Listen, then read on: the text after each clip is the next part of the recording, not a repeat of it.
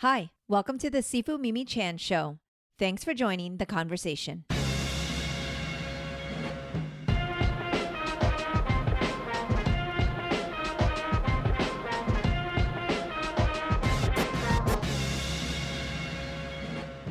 Hello, Monica. Thank you so much for joining me on my podcast. Oh my goodness, you don't know how much I look forward to this and just seeing you again. Thank you for being on the station with us. Yes, that was such a joy. And, we met at the Orlando Magic Game Changer event. Yes. And, since then it's been just amazing because we've got to hang out now. And I'm such a fan of your work and just the way you also interviewed, I'm like, wow, I'm learning. Let me take some notes over here at this. And I got to be at the radio station. It was super official, y'all. And I will put that into the show notes as well. But I was so fascinated that I thought it would be a great opportunity to sit down, get to know you better, and also let our audience know about you, especially those of us here in Central Florida, because you do so much for the community. But at the same time, not everybody knows about it. It's so amazing how we are in such a big little town. It's like you may or may not know everything going on, and then at the same time it's like, oh, I had no idea this was happening. So we definitely want to hear more about you, but I like to kind of rewind and go all the way back, and I want to hear about like where you grew up and where were you? I mean, because I saw that you lived all over in terms of work. But I want to know about your childhood, if you don't mind sharing. No, I don't. And thank you so much for having me, really. This is a true honor. So I'm a New Yorker. Okay. I'm a New Yorker. First, we lived in a one-bedroom apartment on 157th Street, which would be considered Sugar Hill, all right? And then we moved downtown for an extra bedroom. Okay. Into the projects. Okay. All right. And if you know anything about projects, it truly was a government issued project. And I guess you would call it the childhood, all of the influences and all of that. And I just never wanted to be caught up. I just always wanted more.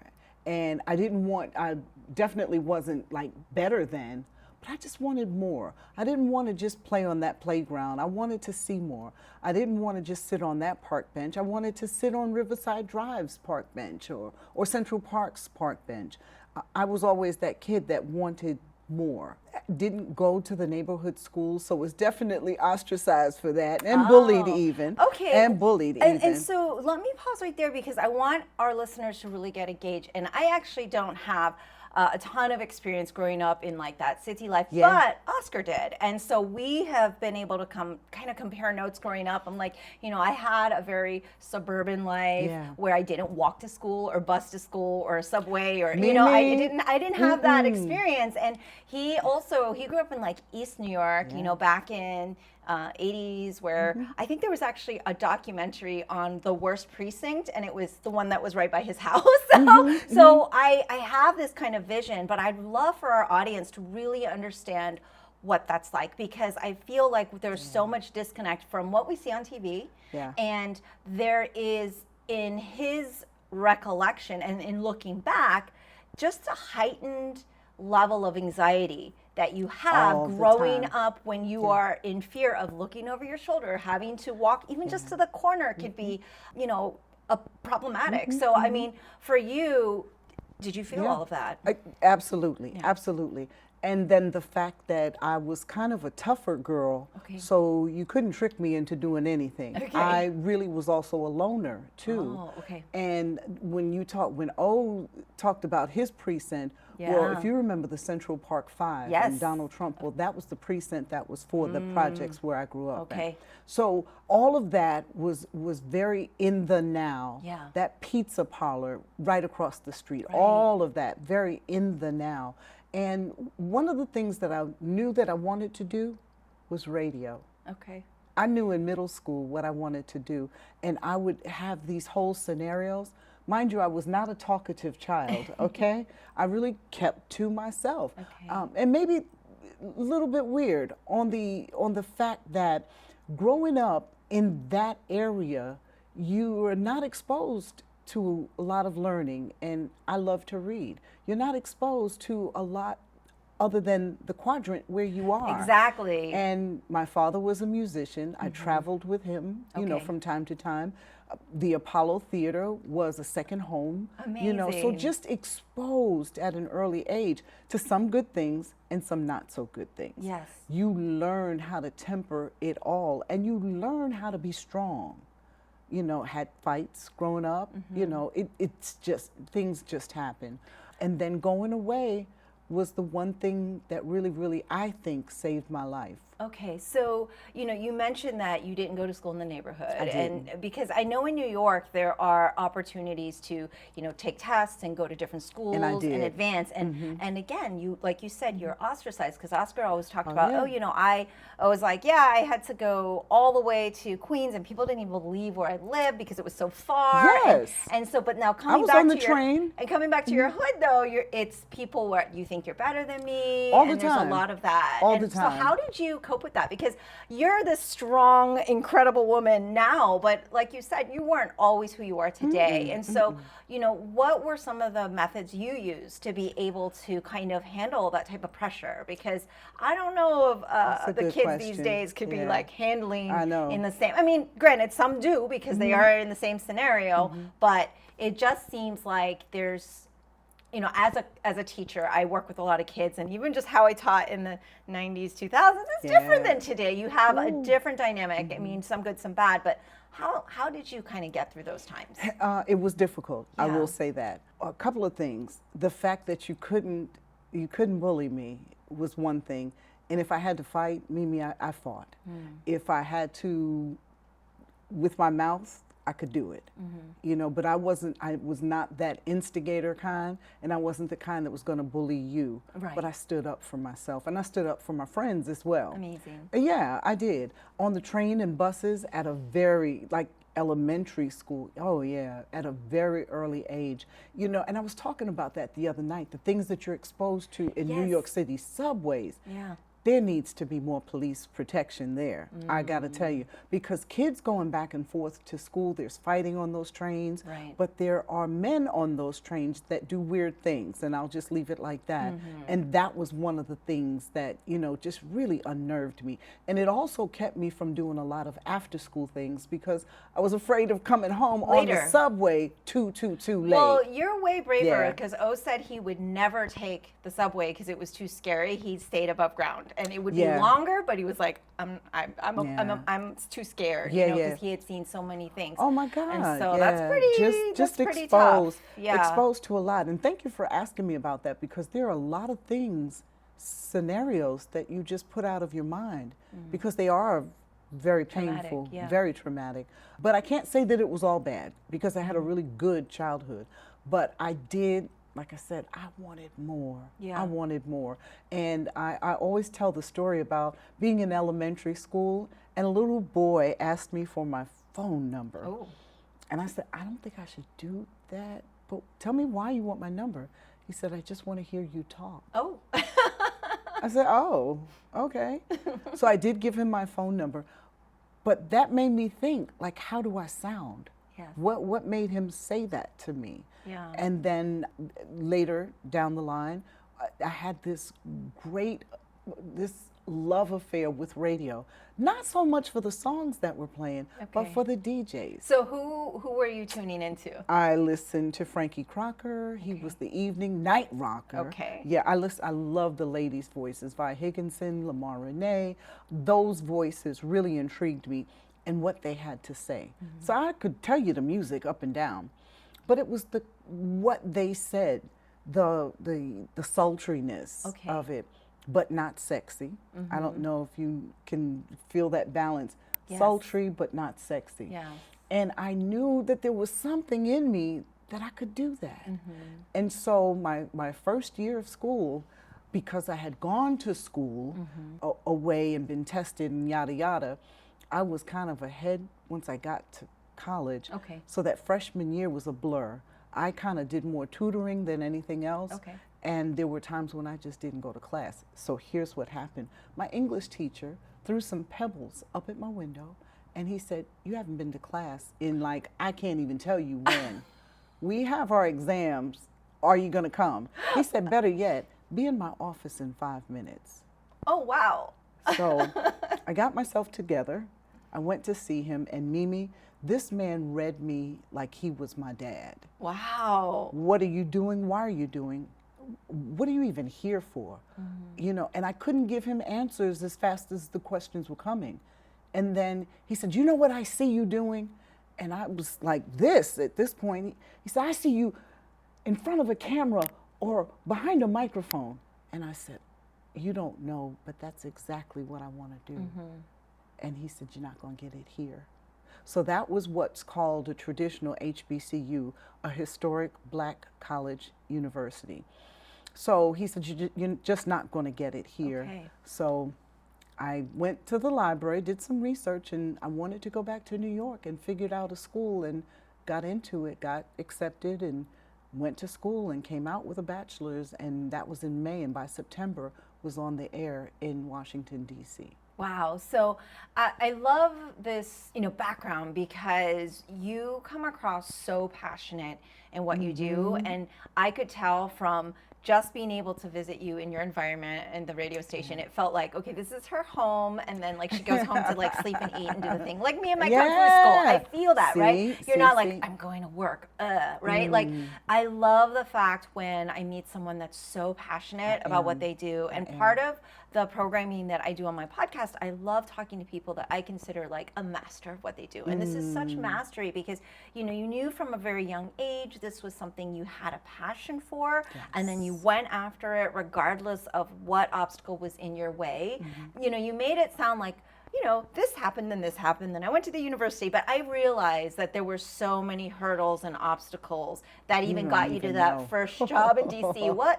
Because I want our listeners to really understand, like, it wasn't easy. You know what I mean? You're making it sound easy, but what was like one of the biggest obstacles that you thought, you know what, maybe I'm not going to get to that point? I mean, I'm sure you always thought because you're clearly very positive and you're a visionary, but there must have been times where it was like, wow, this rock is pretty tough to move. I knew all along it was going to be tough because you don't have a lot of women in radio. You just don't. Yes. And on television, even fewer.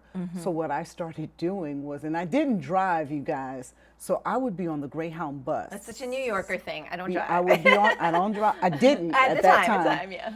And it snows up where I went to school. Okay. And it would be like thigh high. And you if you're the first one to go to class that morning, you paved the way. Yeah, you did.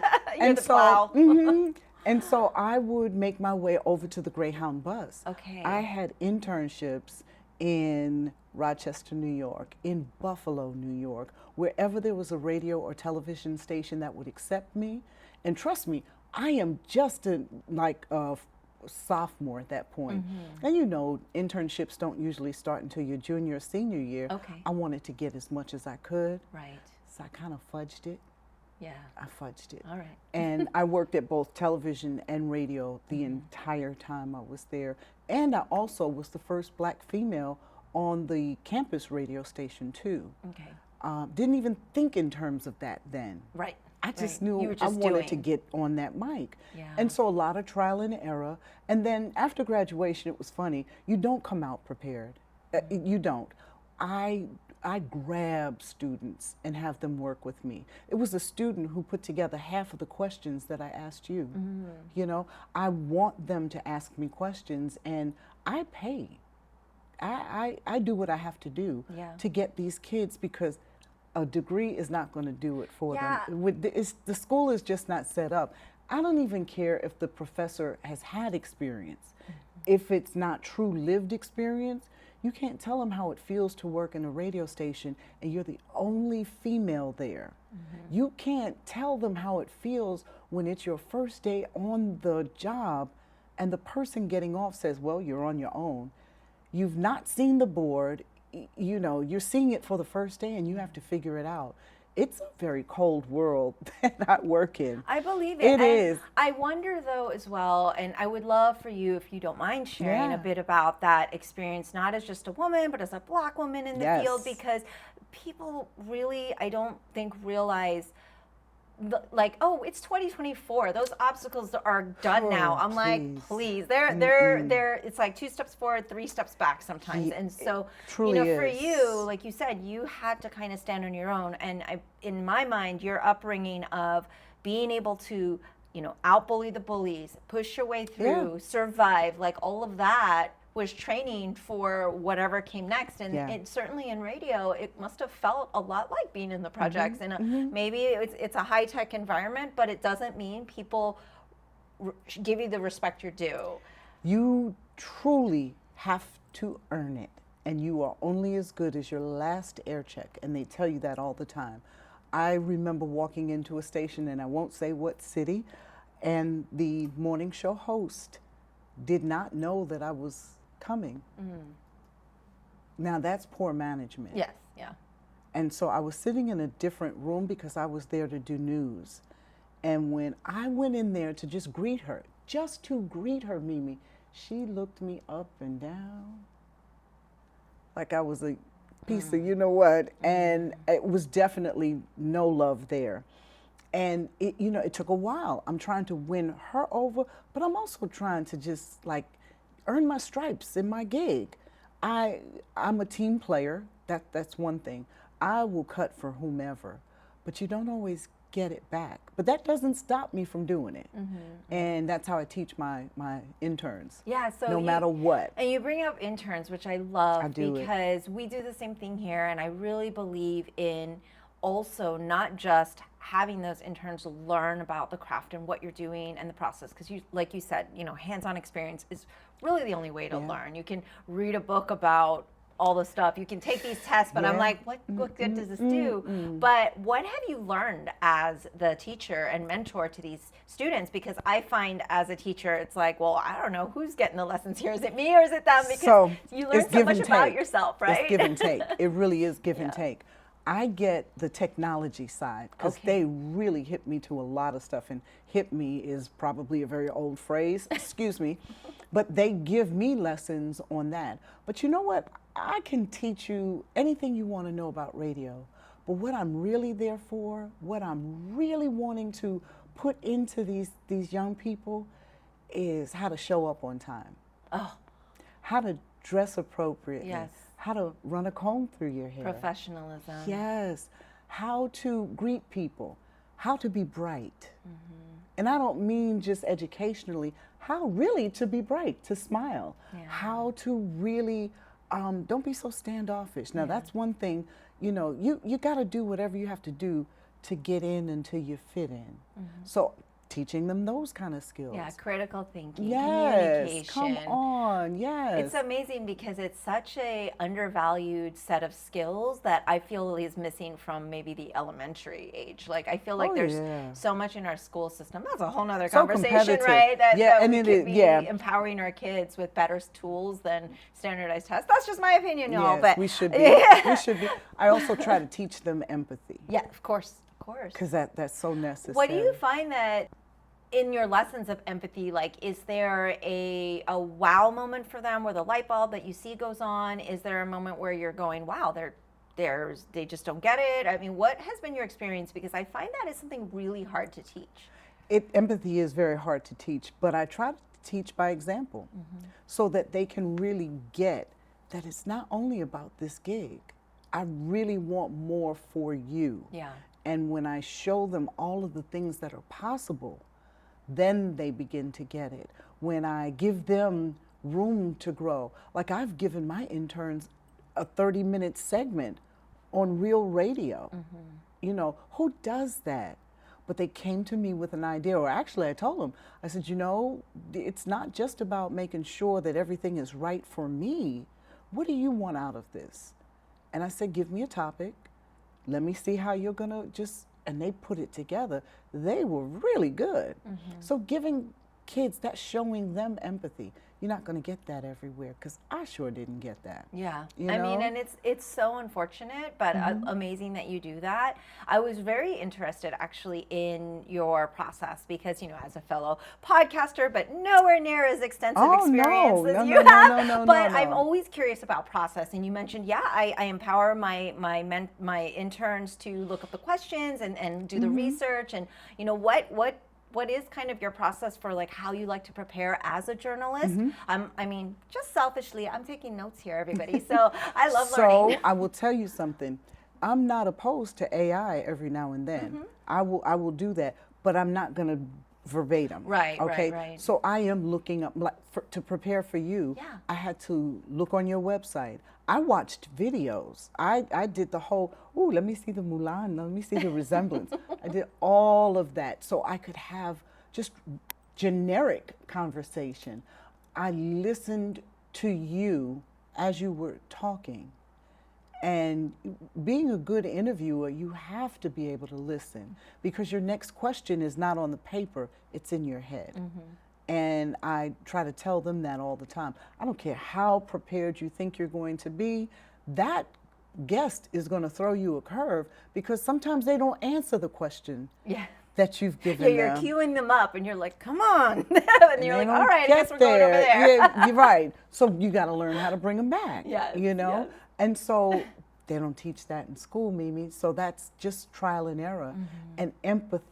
Empathy does lead the way, especially when it comes to. I've interviewed some elders, and that takes a lot of coaxing and prodding to stay on point. Of course. You of know, course. but I just love people and I just love talking with them and learning.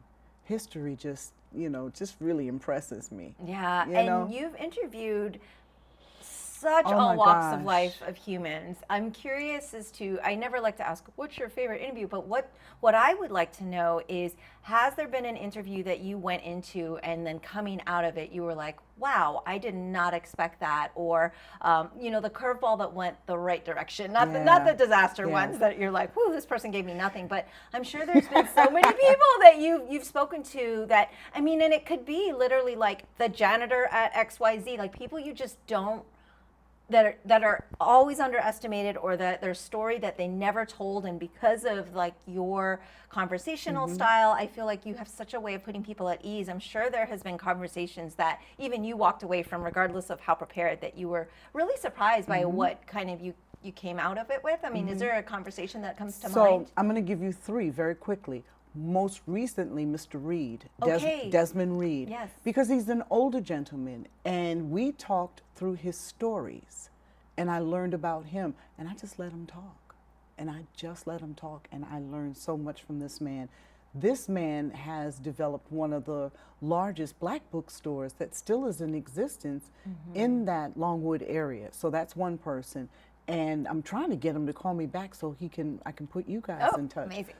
So he's one person that I could say recently. I interviewed Barack Obama Yes. during the Hillary Clinton campaign, and it was a very brief, less than 10 minutes, and it was funny. He answered all of my questions just fine, but when it came to, I pulled in some radio station questions, like what would you want to ask them? He wasn't feeling those questions. Oh. He really wanted to stick to his Stay points. on the- He really okay. did, and my questions were to the point about that campaign, about Yes, Hillary. I of could course. just tell, he's stumping, so he doesn't have a lot of time. But an interview that floored me, and I still get goosebumps, like right now, if you touch my arm, I have goosebumps, is when I interviewed the Honorable, the Honorable Minister Farrakhan, Louis Farrakhan. I don't think I was prepared for my emotions. Okay. That was probably to date one of the most, I don't know, I put everything into it.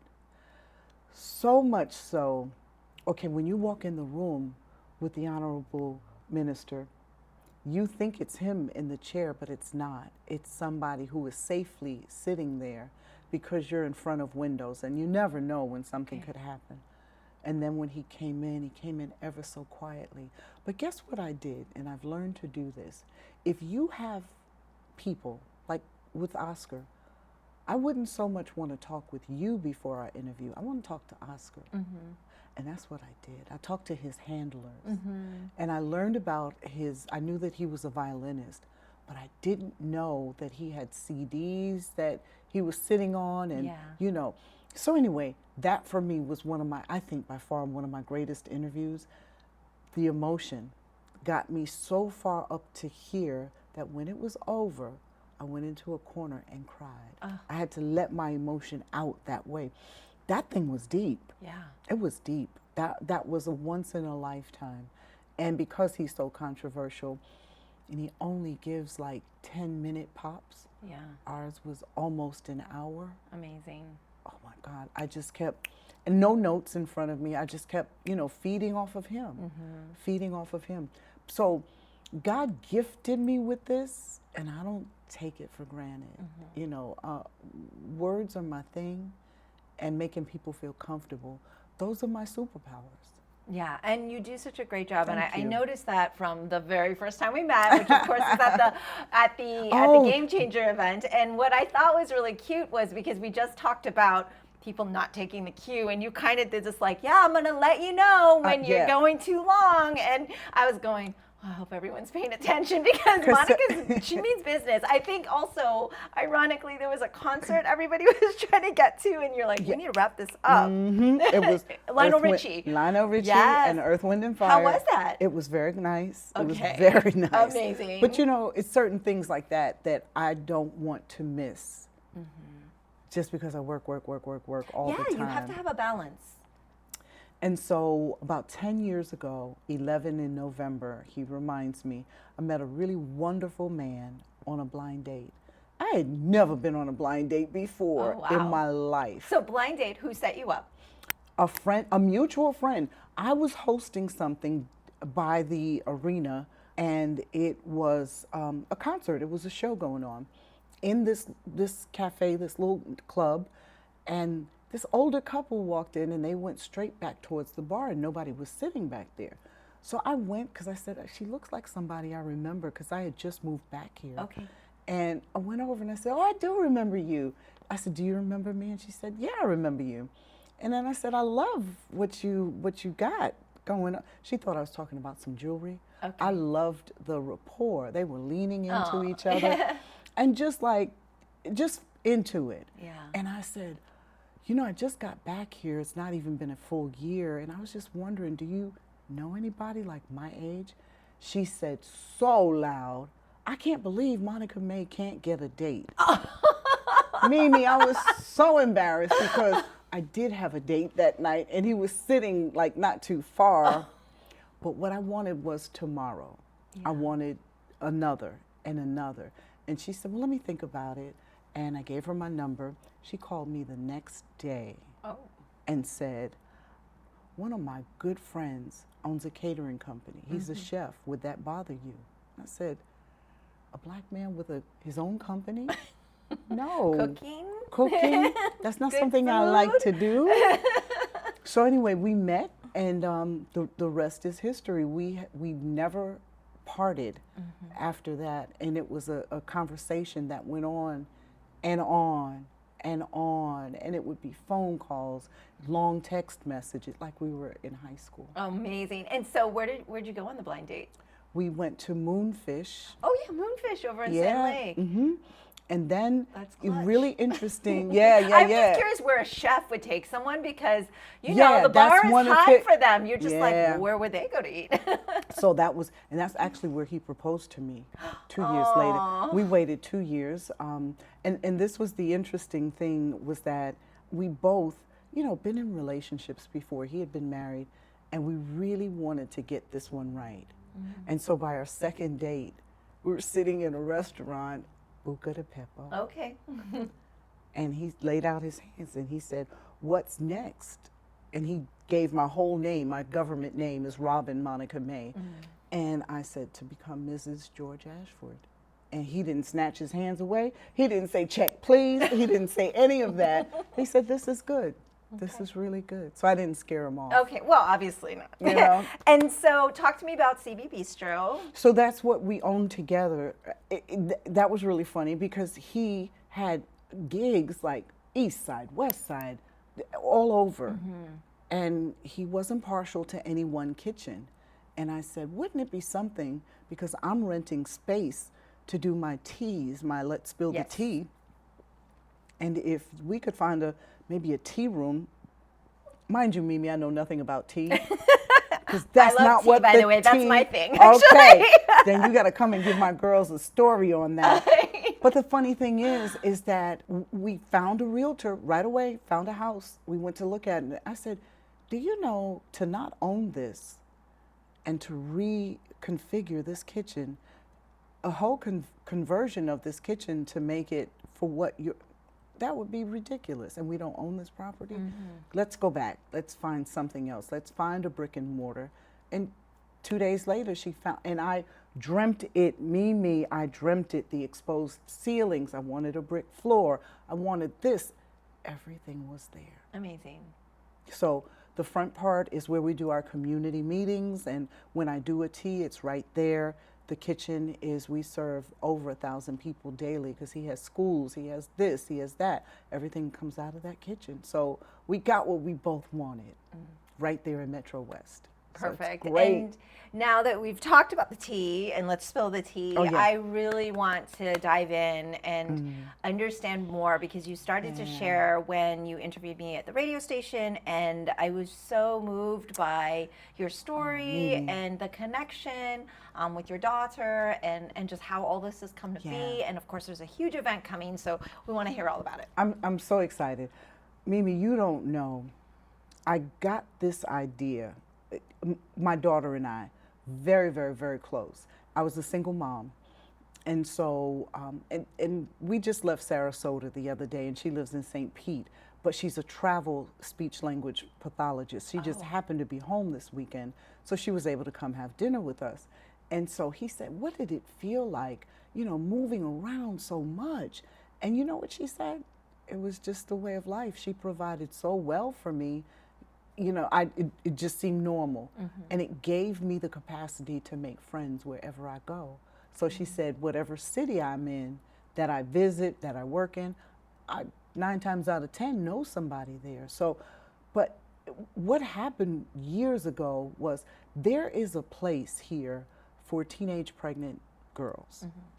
And I would go when I was asked to speak there and just talk about my life and just talk about some things, because very early on, there were some things, and it's too much for your audience right now, but if you come to a tea, if you come to a tea, well, we talk about drugs, we talk about sex, we talk about all alcohol, we talk about just the things that kids do and the things that I was doing. Yeah, real and life. I wanted more for these girls. Like I said, I wanted more. And I started seeing a couple of girls coming back. No, then you haven't gotten the message. These are not doll babies. These are real human beings. Yeah. And I was already doing a program for juvenile justice where the girls, once they were released, they would have to go through 6 weeks of training with me. Okay. And it was about communication skills. It was about etiquette. It was about holding your temper. It was about, and I mean, I don't have degrees in any of these things. I just see myself in so many of these girls. And I remember being that tough girl that nobody bothered. Why didn't they bother her? But she didn't bother anybody else. And that's what I wanted girls to, just that confidence. And so with the teenage pregnant girls, I got there early one day, and I used to drive this, I still have it, a green sports car. And I sat in my car, and I had a legal pad, and I wrote my life out from the time I was 12, that first big mistake that I made, dating somebody that was older in the projects, up until that day. And I did it in third person. No one knew I was talking about me. So when I was talking about all of the bad things, they were like whispering amongst themselves. But here's how I always end the letter. That girl has come full circle now, and she's now the producer and talent for like the Tom Joyner show or the Steve Harvey show or whatever show I was doing. You get the biggest gasp. But yeah, that was me. That was me making those mistakes. That was me almost losing my life. That was me that got thrown out of a car. That was me that still has the scars from my childhood, physical scars. You know, I don't want that for you girls. And so then they got still. And what it was that I did the same thing when I left Orlando, moved to Houston, Texas. And I was working with kids. I love working with middle and high school girls. They're the hardest girls to get through, but I love them. And I was in a chapel one night, and God said, where's that letter? And I had the letter with me, and I read the letter. The church was rocking Mimi, and the adults got it. The adults were boo-hoo crying. That was their life. the girls were like, oh my God, once again, that's your life? Yeah. So I decided then, and my daughter walked up to me and she had tears come, but everybody was crying. I was crying. She said, Mom, I knew you were strong and I knew you'd gone through some things, but man, to know that you went through some of that stuff and you still, man, you're strong. And so from there, I just decided, I told her everything before, I went deeper into, because generational curses are hard to break unless you talk about them. Right. So you got to talk about alcoholism. You got to talk about drugs.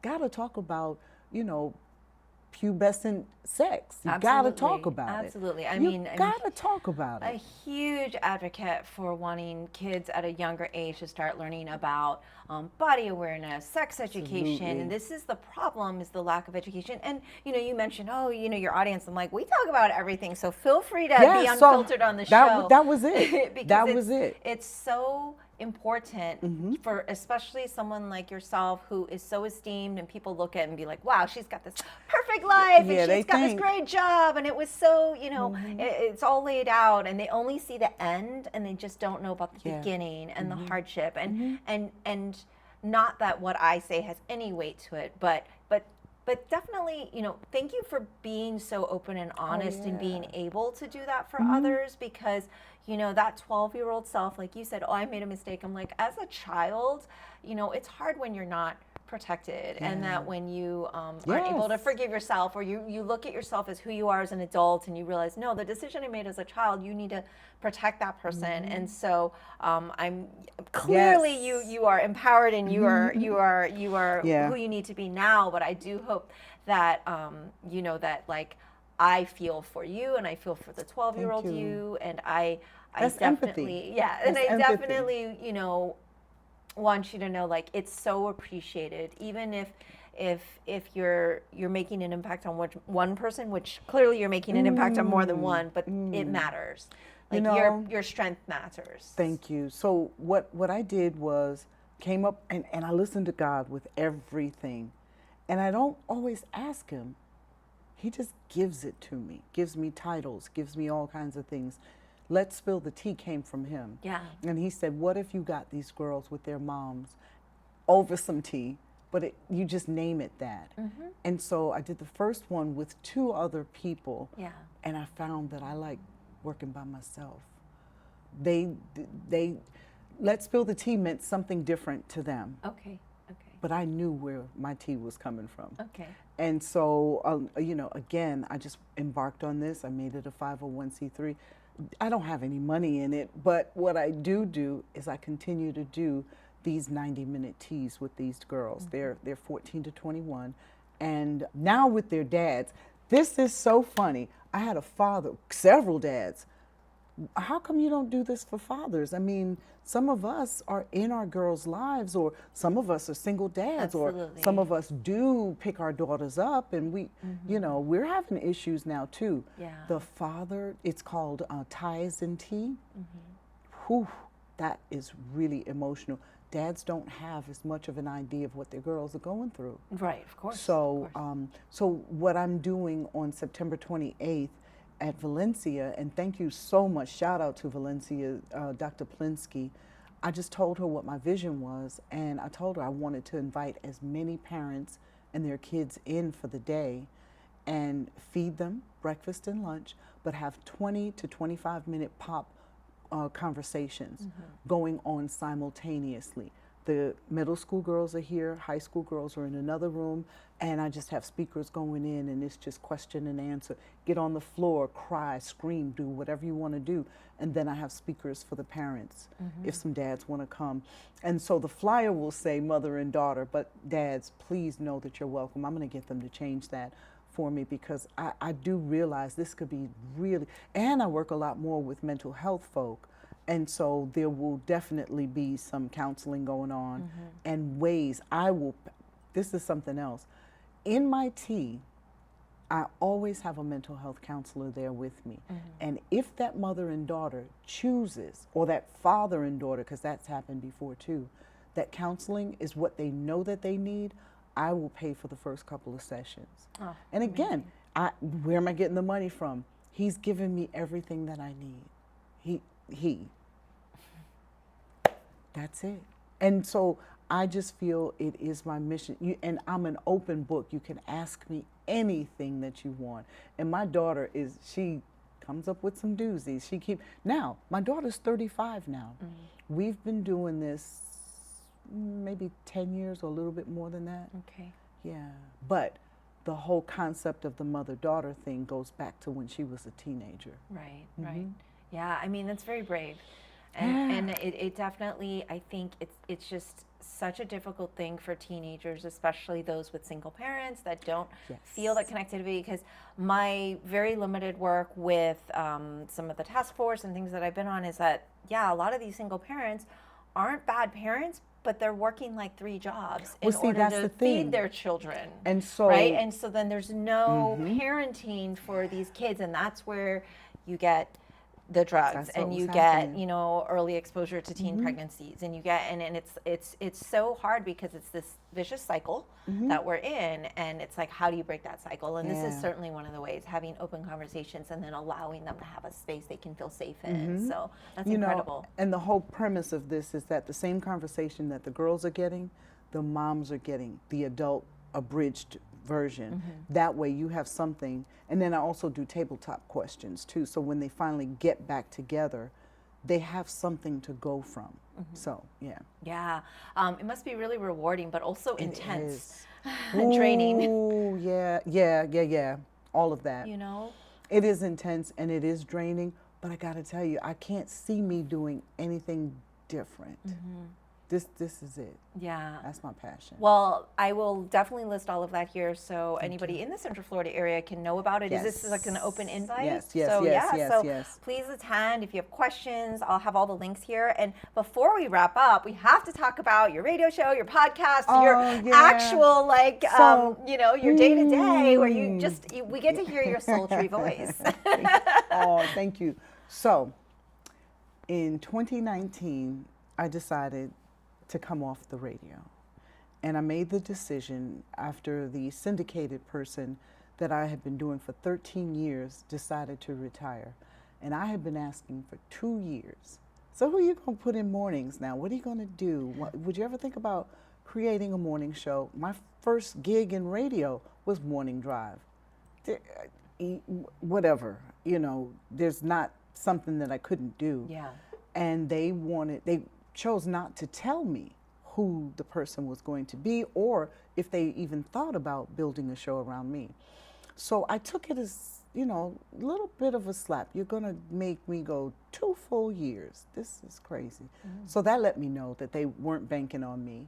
So I continued to come in because the syndicated show was still going on.